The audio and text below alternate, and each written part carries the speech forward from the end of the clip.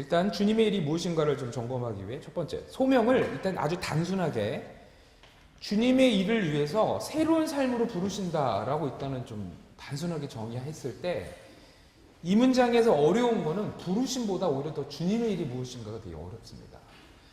제가 많은 청년들을 상담해보고 또 제가 이렇게 책들을 살펴보면서 한국 사회에 소명을 둘러싼, 다시 말해 주님의 일을 둘러싼 왜곡들이 크게 한 두 가지가 있었습니다. 첫 번째, 주님의 일은 무엇이냐 했을 때 기독교 문화권 속에 머무는 것이 주의 일이다라는 왜곡이 있어요. 그렇죠? 기독교 문화권 속에. 그래서 이제 우리가 좀 이렇게 은혜 받으면 신학교 가야 될 것 같고, 좀 은혜 받으면 뭔가 이렇게 기독교 문화권 속에서 뭔가 활동을 해야 될 것 같은.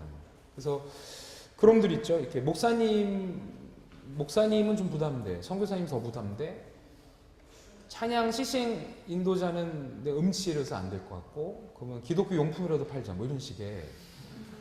어떻게 하냐, 기독교 문화권 속에만 존재하면 내가 주의 일을 하는 거 아니야? 그래서 기독교 요것만 갖고 오면 다 주님의 일이다라고 생각하는 경우도 있어요. 그래서 이제 혹시 이 가운데 크리스찬 카페 하시는 분들 오해하지 말고 들으시고, 크리스찬 카페들이 요즘 많죠. 그러나 이제 커피 맛은 절대 크리스찬적이지 않은. 그죠? 커피를 대체 행군, 뭐 이런 거. 그러면서 이제 크리스찬 붙여버리면 그냥 다 주의 일이다. 이런 경우가 꽤 많습니다. 그러니까 지금 우리 많은 청년들과 이게 세계관적인 문제인데, 주님의 일 그러면 기독교적인 용어를 쓰고 또 기독교적인 말을 하고 기독교적인 문화 속에만 머물면 주의 일 아니야? 라는 착각들이 있는 거죠. 그래서 얘가 사실 그 속에서 많은 오해가 생기고 좀 표현이 그렇지만 죄악도 생겨납니다, 사실은. 제가 목사니까 이 말을 할 수 있는 거예요. 저도 목사입니다. 저희 프로필 보고 오셨죠? 목사죠. 선교사는 아닙니다. 코스만 기른 것 뿐이고 선교사는 아니고. 그래서 주님의 일에 대한 오해는 첫 번째, 기독교 문화권 속에 일하는 것. 이건 되게 다분히 중세적인 것이죠. 그죠? 중세 시대에는 좀 이렇게 기도와 말씀을 보면 더 우월한 일, 빵 굽고 대장장이 일을 하면 그렇지 않은 일, 이런 식의 분리들이 있는 거예요. 그러다 보니 많은 청년들이 정말 이렇게 은혜 받으면 자꾸 이렇게 신학교 관련된 친구들이 있죠. 제가 신학교 관련된 친구들 한 8명 정도를 포기시켰던 적이 있는 것 같아요. 너는 왜 신학교 가려고 하냐 했더니 고등학교 1학년 친구를 대상으로 공과를 인도하는데 제가 말씀을 이렇게 인도하다 보면 막 제 영혼이 막 뜨거워지고 가슴이 막 뜨거워져요. 그래서 그거는 공과를 계속하라는 사인이지 꼭 신학과라는 사인은 아니다. 그래서 자기도 좀 허망한 것 같아요. 신학은 조금 더 복잡하다. 더 많은 헌신이 필요하고, 그러니까 신학 가는 것 자체가 나쁜 건 아닌데, 자꾸 이제 최근에 이제 경기가 또 안 좋아지면 자꾸 신학교에 대한 소망들이 생긴 경우. 근데 신학교도 어렵습니다. 일반 직장만큼 목회도 어렵고, 어디 가나 더 어려운 거죠. 첫 번째 오해는 주님의 일은 기독교 문화권 속에 거하는 것이 주의 일이다. 오늘 강의는 이게 아니라는 측면에서 우리가 이제 소명 얘기를 하겠다는 거죠. 두 번째 오해는요, 저희들이 이름 붙이기를 소명 2.0 이러는데, 한국교회의 이제 많은 세계관들을 가르쳐 주시고 외쳐 주시면서, 주님의 일이 꼭 기독교 문화권 속에만 거하는 것은 아니구나라고 생각되면서, 그러고 나타나는 현상 중에 하나가 뭐냐면, 주님의 일은 세상 사람들이 깜짝 놀랄 만한 위대한 일을 해야 된다라는 거죠. 제가 여러분 소명교육개발원이라는 이 사역을 2004년도에 시작하면서 그 당시 한국교회에 유행했던 단어가 고지론이었어요. 고지론. 꼭대기에 올라가서 모든 고지를 점령해서, 그래서 많은 청년들이 여기에 대한 열등감이 많아요. 상위 몇 프로에 들어야지만 그게 주의 일이고 그게 주님께 영광 돌린다. 그러니까 이제 20억 인구가 지켜보는 축구장에 들어가서 골을 집어넣고 무릎 꿇고 기도하는 그 모습. 전 세계가 환호하면서 하나님께 영광 돌립니다. 제가 만났던 많은 청년들의 고민은 우리를 누구도 축구장에 집어넣지 않는 것 같고, 골을 집어넣는데 가끔 골을 집어넣는데 관중이 별로 없어요. 뭐 이런 거. 너무 외로운 어떤 소명에 대한 고통들이 좀 많은 것 같아요. 근데 일반적으로 세상에서요, 위대하다라는 그 말을 할 때 우리에는 그런 강박이 있어요. 크리스찬이라면 넌 크리스찬보다 다 잘해야 돼라는 게 있어요. 저도 한때는 그래서 박지성이 골을 잘 집어넣으면 박지성이 좀 크리스찬이면 좋겠다 이런 마음이 있고, 그죠? 김연아가 연기를 잘하면 김연아가 크리스찬이면 좋겠다 이런 마음이 있다가 박지성이 불교라는 걸 알고 실망하고, 우리 안에 그런 어떤 세상 사람들이 깜짝 놀래킬 만한 일을 해야 된다. 근데 제가 이렇게 관찰해 보니까 세상 사람들이 주목받는 일이라는 것은 연속되는 경쟁을 통해서 좀 이렇게 많이 이겨야 그 형성되더라고요. 근데 경쟁은 하나의 게임이에요. 이길 수도 있고 질 수도 있습니다. 한번 둘둘 한번 가위바위보 한번 해줄래요? 아까 그분한테 한 번만 더. 가위바위보, 가위바위보. 예. 여러분 경쟁은 게임이기 때문에 이길 수도 있고 질 수도 있는데 가위바위보에서 이기신 분을 향해 너무 뭐 이상한 의미 부여하면 안 되죠. 뭐 하나님이 쓰신다 이렇게. 그러면 이제 반대로 가위바위보 지신 분들은 이분들 해석이 어려워요 사실은. 그래서 많은 청년들이 일이 잘 되면 할 말들이 많아요. 일이 잘 되면 뭐 하나님 쓰신다, 앞서행하신다, 예배하셨다. 근데 일이 잘 안 되면 하나님 가끔 찾아내는 기독교 용어가 이제 버리셨다, 외면하셨다. 한 번만 더 가위바위보 해볼까요? 가위바위보. 예. 아까 이겼는데 또 이긴 분. 아까 이겼는데 또 이겼다. 그럼 여기 괜히 또 이상한, 뭐, 하나님의 사랑 확증, 이렇게 붙이고. 졌는데 또 졌다. 이거 숨어있는 죄가 있다. 뭐 이렇게. 그러면 안 된다는 거예요. 근데 더 난처한 건 뭐냐면, 아까 이겼는데 지금 진 사람. 그거 어떻게 해석하죠? 하나님 아까 사랑했다가 그 30초 사이에 등지시고, 외면하시고, 이게 이제 오늘 강의 안에 이게 다 나올지 모르겠는데, 크리스찬의 특징은요, 이기고 지는 거가 목적이 아니라 사실은 감동을 주는 겁니다. 이겨도 감동 있게 이겨야 되고, 저도 거룩한 원칙을 지키다가 좀 질 수도 있다는 거예요.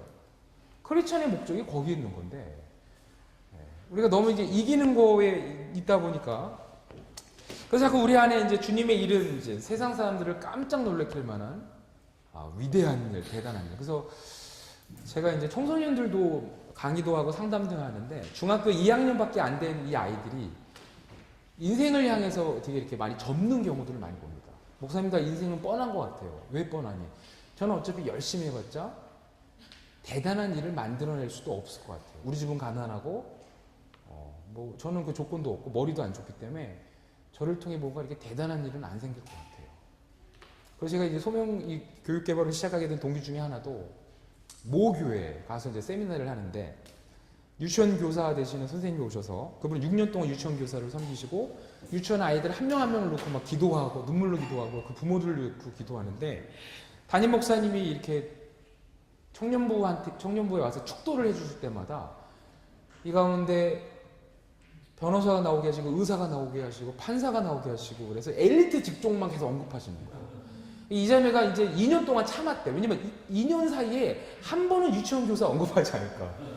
목사님 저는 실패했나요? 어떻게 목사님이 유치원 교사를 한 번도 언급을 안 해주시죠? 그 안에 우리 안에 그 괴로움이 있어요. 그래서 제가 일단은 저는 목사님 편도 한번 들었어요. 왜냐면 목사님이 직업명을 잘 모르세요, 그죠? 우리 담임 목사님들 그렇죠? 그래서 뭐 목사님 여기서 뭐 병아리 간별사가 나오게 하시고 그게 안 돼요.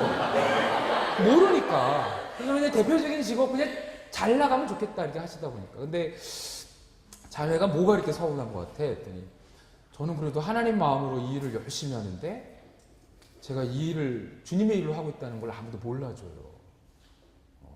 이 괴로움들이 우리 안에 있어요. 사실. 그래서 소명교육계획은 어떻게 생각하면 죄송합니다. 소위 잘 나가는 직업들은 얼마든지 의미 부여할 수 있는 일들은 참 많아요.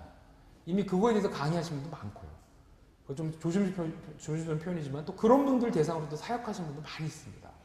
소명교육계획 할 때는 그렇지 못한 99%의 자기의 삶을 어떻게 평범함 속에서 소명을 발견하고 그 속에서 의미 부여를 할 수 있을까가 사실 우리의 끊임없는 관건이었던 것 같아요.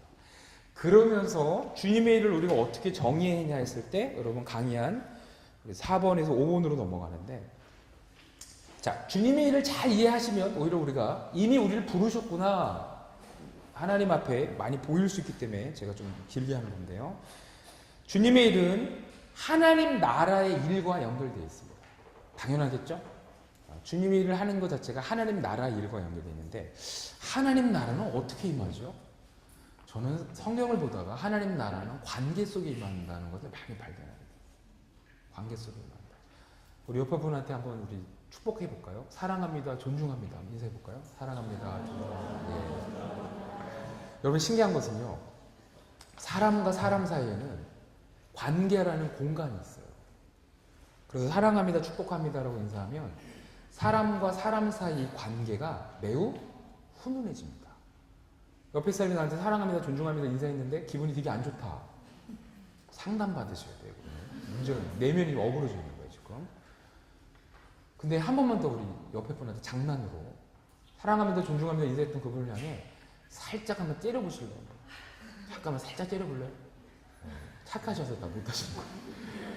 만약에 옆에 분을 향해서 이렇게 째려보기 시작하면요 어색해지죠. 그죠? 째려보는 넘어서 폭언을 행사하고 막 사기치고 그럼 관계가 되게 안 좋아집니다. 여러분 사람은 사실은 일을 하는데 능력이 있는 것 같지만 그 일이 결국은요 관계를 만들어냅니다. 이게 참 중요합니다. 이 관계를 만들어낸다는 게 뭐냐면 제가 이제 우리 어머님들의 특징이 뭐냐면 자녀들한테 묻죠. 얘야 너 이 다음에 그럼 뭐가 되고 싶어? 그러면 이제 여자 꼬마 아이가 선생님이요 이렇게 얘기를 하면 대부분 부모님들은 마냥 좋아하십니다. 그럼 어떡하죠? 선생님이 되는 것까지만 알려줘요. 이렇게 물어보는 부모님들이 없죠. 야 너가 교사가 되면 교사로서 세상과 어떤 관계를 맺어서 그 속에서 어떤 하나님의 성품을 드러내서 하나님의 나라가 어떻게 임하고 있다는 걸 어떻게 관계 속에 나타내주고 싶어. 물론 이렇게 물으면 애는 울겠죠. 엄마 낯설어 뭐 저게 뭔 소리야. 실제로 우리 한국 교회뿐만 아니라 진로 교육을 가만히 보면 관계가 다 사라져 있어요. 의사가 되고 싶다 그러면 의사가 되는 법만 알려주지 의사로서 어떻게 세상과 관계를 맺어야 되는지를 모르기 때문에 오늘날의 문제가 많이 터지는 거죠. 여러분 그런 경우 많습니다. 의사는 강력한 권위자죠. 말도 안 되는 제약회사가 절대 쓰면 안 되는 그 약을 선생님 우리 약을 좀 써주십시오. 아, 그 약은 안 됩니다. 임상이 아직 안 끝났고 위험한 약이 있습니다. 선생님 10억 드리겠습니다. 그러면 됩니다. 그래갖고 이제 그래서 이제 환자한테 약 먹으라 그러면 환자 그 약 먹고 탈날 수도 있고요. 그러면 이 의사는 사실은 의사는 됐는지 모르겠지만 세상과 지저분한 관계를 맺는 거죠. 여러분 이 관계 얘기가 제 얘기가 아니라 예수께서 이 땅에 오셔서 우리 건물 짓자 이런 말 안 하셨어요. 무슨 말 하셨죠? 관계에 대한 얘기를 엄청 하셨습니다. 원수를 사랑하라. 하나님 나라가 도래하면 이전에 없던 관계가 시작된다는 거예요. 그죠? 원래 원수는 복수하고 응징하고 좀 제가 입이 좀 사나운데 죽여야 되는 관계죠. 근데 그 죽여야 되는 관계가 성령님 때문에 새로운 관계를 맺게 되는 거고 바울 또한 악에게 지지 말고 선으로 악을 이기라. 초대교회가 또 그걸 잘 보여주죠. 원래 여자와 아이들은 막 버려지는 상황 속에서 버려지는 그들, 자 유용성적인 측면에서 떨어졌던 그들을 향해 초대교회는 새로운 관계를 맺습니다. 전세산을 털어서 그들을 품기 시작하죠. 그걸 보는 사람들이 두려워한다고 그러죠. 하나님 나라가 도래하고 있다는 거예요. 그래서 이사야도 이런 걸 예언해요. 장차 그 나라가 오면 사자와 이리가 어린 양과 뛰어놉니다. 여러분 사자와 이리에게 어린 양은 뭐죠? 그렇죠. 우리에게 피자 햄버거죠. 피자 햄버거. 우리가 피자랑 뛰어노는 거죠. 토핑 막 떨어지고. 그러니까 먹거리랑 우정을 나누는 새로운 이상한 관계가 시작된다는 거예요. 그래서 사실 여러분들이 주님의 일이 무엇인가에 대한 분별력과 더불어 도대체 나의 일이 무엇인가를 이해할 때 이 관계만 잘 이해를 하셔도 많은 게 열리십니다. 오늘날 우리는 소명을 가리킬 때 사실 관계를 가리키지 않아요. 제가 한 번은 이제 중3짜리 남자한테 질문했어요. 야, 너의 비전이 뭐냐? 그랬더니 이 아이가요, 교회 다니는 아이인데 거침없이 이렇게 얘기하죠. 저희 비전은 아파트 100평에 외제차를 끌고 매년마다 세계여행 다니는 게 내 비전입니다. 거기는 뭐가 없죠? 관계라는 비전이 사라진 거죠. 그죠? 철저히 관계라는 비전이 사라지고 직업을 통해서 나에게 무엇이 올까만 생각을 하는 거예요. 여러분 우리가 오늘 강의하면서 직업을 통해서 우리가 의당 생겨야 될 것들에 대한 것도 분명히 얘기를 할 텐데 돈은 열매죠. 열매. 먼저 그 관계 속에서 직업을 통해서 어떤 관계를 세상과 함께 맺어갈 것인가. 강의 한 우리 5번으로 오시면 주님의 일은 하나님 나라 일과 연결되어 있고 하나님의 나라는 관계 속에서 임하는데 주님의 일이란 거룩한 관계를 맺는 것이다. 좀 이렇게 정리를 해야 우리가 많은 부분이 해석이 됩니다. 우리가 소명과 비전, 사명을 특정 직업에만 해당된다면 직업이 없는 순간에는 우리의 소명이 존재하지 않나요?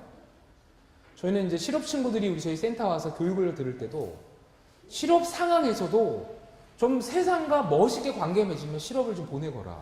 그럼 애들이 처음에 좀 당황해요. 실업인데 뭐 어떻게 세상과 멋있는 관계를 맺어요. 실업인데도 불구하고 가족과도 좀 멋있는 관계 맺고, 실업인데도 불구하고 친구들과 좀 멋있는 관계를 맺어라.